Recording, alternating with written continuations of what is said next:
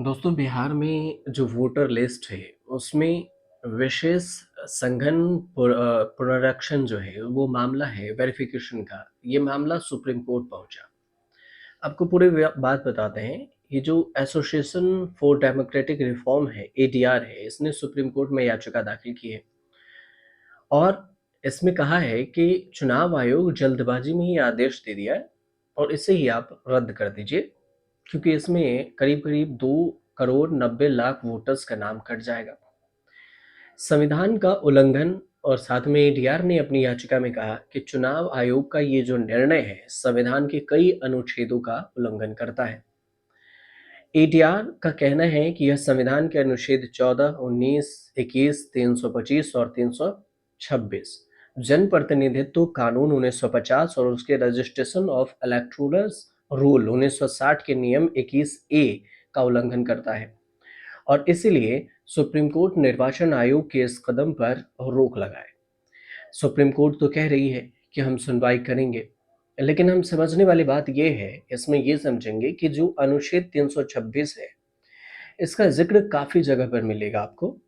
और अब तक अगर आप नहीं समझ पाए हैं, तो इस अनुच्छेद को समझते हैं कि अनुच्छेद 326 क्या है, इसके रूल क्या है, क्या ये कहता है, कितना पावरफुल है, ये सब कुछ विस्तार से समझते हैं। अनुच्छेद 326 की बात करें तो यह इसमें ये प्रावधान है और ये प्रावधान करता है अनुच्छेद 326 कि लोकसभा और विधानसभा के चुनाव वयस्क मताधिकार के आधार पर होंगे। ये भी कहता है कि एक व्यक्ति की आयु 21 साल से कम नहीं होनी चाहिए। अब अनुच्छेद 301 के मूल सिद्धांतों को स्थापित करता है। भारत एक आम बाजार होना चाहिए, व्यापार, वाणिज्य और संसर्ग की स्वतंत्रता होनी चाहिए। और इस भाग में अन्य प्रावधानों को भी बाद में इसमें ये भी जोड़ा गया कि जो 21 साल थे वोटिंग करने की जो टाइम लिमिट, एज लिमिट, उसे 18 साल कर दिया जाए। तो ये इसके अलावे अगर देखा जाए तो अनुच्छेद 301 के अनुसार से राज्य को किसी संपत्ति से किसी व्यक्ति को वंचित करने या उचित प्रक्रिया, कानून के अधिकार, इस सब का पालन करना आवश्यक होता है। इसी में आइए अनुच्छेद 261।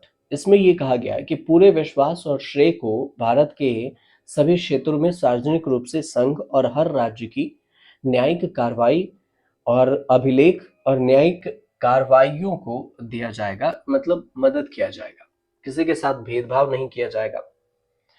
संविधान का जो अनुच्छेद 326 है, ऐतिहासिक मामले अगर देखें कि इससे जुड़ा हुआ कौन कौन से ऐसे मामले हैं जिसका जिक्र अब भी होता है इतिहास में, तो ऐसे कई सारे मामले हैं।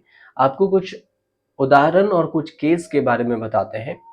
इसमें आपको याद होगा कि ज्योति बसु बनाम देवी घोषाल का केस था 1982 का, जिसमें सुप्रीम कोर्ट ने इस बात पर जोर दिया कि मतदान का अधिकार संविधान द्वारा जो एक वैधानिक अधिकार है, जो लोकतांत्रिक प्रक्रिया में अपनी मौलिक भूमिका दर्शाता है। इसके अलावा पीयूसीएल बनाम भारत संघ था 2003 का केस। अदालत ने कहा कि मतदान के अधिकार में उम्मीदवारों की जो पृष्ठभूमि है, जानने का अधिकार भी शामिल है, जो लोकतंत्र में मतदान को महत्व देते हैं और दर्शाते हैं। इसके अलावा साल 2000 के केस था श्यामदेव प्रसाद सिंह बनाम नमल किशोर यादव। सुप्रीम कोर्ट ने इसमें फिर से दोहराया इस केस में कि यद्यपि मतदान का अधिकार एक संवैधानिक अधिकार है और फिर भी ये कानून द्वारा निर्धारित सीमाओं और योग्यताओं के अधीन है। हरिप्रसाद मूलशंकर त्रिवेदी बनाम वीबी राजू 1973 का केस, जिसमें सुप्रीम कोर्ट ने कहा कि अनुच्छेद 326 वयस्क मताधिकार के आधार पर चुनाव कराने का आदेश देता है और कोई भी कानून जो संविधान में प्रदत्त योग्यता से परे हो और योग्यता निर्धारित करता है, वो असंवैधानिक होगा। भारतीय संविधान का जो अनुच्छेद 326 है, इसका महत्व क्या है, इस महत्व को भी समझिए। 326 इसलिए महत्वपूर्ण है और जरूरी है क्योंकि इसमें समावेशिता को बढ़ावा दिया गया है। सभी वयस्क अडल्ट जो नागरिक है, उनको मताधिकार, वोटिंग करने का राइट्स है, चुनावी प्रक्रिया में भागीदार होने का भी राइट्स दिया गया है 326 के तहत। समानता को कायम रखना, हर एक नागरिक को शासन को प्रभावित करने का समान अवसर प्रदान करने करके समानता के जो सिद्धांत है उसमें सुदृढ़ता लाना, लोकतंत्र को मजबूत बनाना, सार्वभौमिक वयस्क मताधिकार मतलब सभी को वोट देने का अधिकार, ताकि शासन लोगों की इच्छा को दर्शा सके।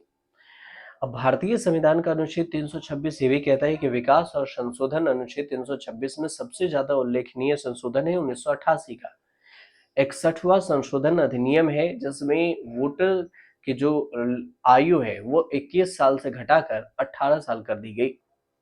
और इस संशोधन ने लोकतांत्रिक प्रक्रिया में भाग लेने के लिए एक युवा नागरिक की जो परिपक्वता है उसको क्षमता को मान्यता दी, और इससे वोटर्स जो है उनका विस्तार हुआ, प्रतिनिधि जो है उनका भी बढ़ावा, उनमें भी बढ़ोतरी हुई। अब चुनाव आयोग की तरफ से जो आधिकारिक जानकारी आई कि जनवरी के मुताबिक यानी बताया गया अभी कि 2,87,98,460 जो फॉर्म हैं बिहार में वो भरे जा चुके हैं वेरिफिकेशन के लिए 24 जून 2025 तक। और जो नामांकन है वो कुल 7,59,59,884 है, लगभग 7,90,00,000 मान लीजिए। तो फिर वोटर में से 36.47% जो फॉर्म है वो मिल चुके हैं। और ये भी कहा गया कि इसमें और भी फॉर्म भरने की जो प्रक्रिया है वो बढ़ रही है, और हम इसे जमा करने की डेट बताए हैं। अब 18 दिन बाकी है, 25 जुलाई तक सबमिट करना है फॉर्म। इससे पहले कई सारे नागरिक हैं, लाखों नागरिक जिनका फॉर्म नहीं भरा जा सका, जो प्रवासी हैं, जो बिहार में नहीं रहते, बिहार से बाहर रहते हैं, उनका भी फॉर्म नहीं भरा जा सका। और फॉर्म अपलोड करने का काम भी एक साथ चल रहा है। और 7 जुलाई 2025 तक की जो डेटा है कि लगभग 7,90,00,000 मतदाताओं में से 11.26% फॉर्म अपलोड हो चुके हैं, जो चुनाव आयोग कह रहा है। 87,895 बीएलओ घर घर जाकर वोटर्स को अपने उनके गणना पत्र भरने के लिए एकत्र कर रहे हैं और उसे मदद कर रहे हैं। अब सुप्रीम कोर्ट से ये कहा गया है कि इस प्रक्रिया को रद्द कर दी जाए अभी फिलहाल, क्योंकि समय कम है और लोगों की जो वोटर लिस्ट की जो बात हो रही है वो लोग ज्यादा है। तो सुप्रीम कोर्ट तक पहुंचा है और कोर्ट अलग अलग राजनीतिक दलों की याचिका है उस पर भी पूरी सुनवाई की बात कर रही है। अब सुप्रीम कोर्ट के अगला कदम क्या होगा, क्या वो चुनाव आयोग के जो ये स्टेप है इस पर रोक लगाएगी, स्टे लगाएगी, और हो सकता है क्या ये इसे समय बढ़ाने की भी बात कह रही हो। तो इसमें कई सारी चीजें हैं जिसका जिक्र है, लेकिन सबकी जो अभी निगाहें हैं वो अब सुप्रीम कोर्ट की तरफ से टिकी हुई है। तो सुप्रीम कोर्ट की तरफ से कुछ अपडेट आएगा तो हम आपको जरूर बताएंगे।